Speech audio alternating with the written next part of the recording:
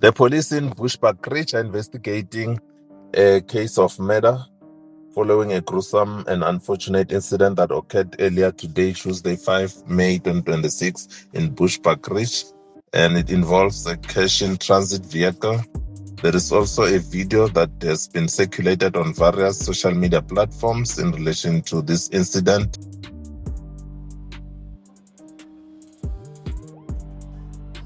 On the 5th of May 2026, in Bushbuckridge, Mpumalanga, a routine stop by a cash-in-transit vehicle turned into a violent confrontation. While one guard was inside a nearby store, an armed suspect allegedly opened the passenger door and attacked the driver with a sharp object. Other security officers opened fire, bringing the attacker down. What happened next is captured in graphic footage now circulating online. The driver of the armored vehicle then drove over the fallen suspect multiple times, killing him at the scene. Police are investigating both the attempted robbery and a case of murder. This raises a critical legal question: can the driver be charged? Under South African law, this falls under the principles of private defense or self-defense. For lethal force to be justified, 3 key requirements must be satisfied. There must have been an unlawful attack or imminent threat against life or bodily integrity. The force used must be necessary, and it must be reasonably proportionate to the danger faced. In this case, the initial attack on the driver inside the vehicle clearly meets the threshold of an unlawful and dangerous assault. Cash-in-transit robberies are notoriously violent, and guards operate under constant threat.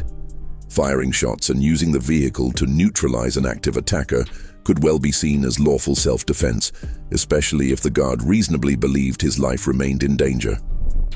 However, the repeated running over after the suspect was already on the ground is where the situation becomes legally complicated. South African courts examine whether the threat had fully subsided. If the suspect was incapacitated, no longer armed, and posed no immediate danger, continuing to use the vehicle as a weapon could be viewed as excessive. In such circumstances, even an honest but mistaken belief in ongoing danger might lead to a charge of culpable homicide rather than murder if the belief was deemed negligent. It is standard procedure for police to open a murder docket in these incidents to allow a full investigation, including forensic evidence, witness statements, and the controversial video footage.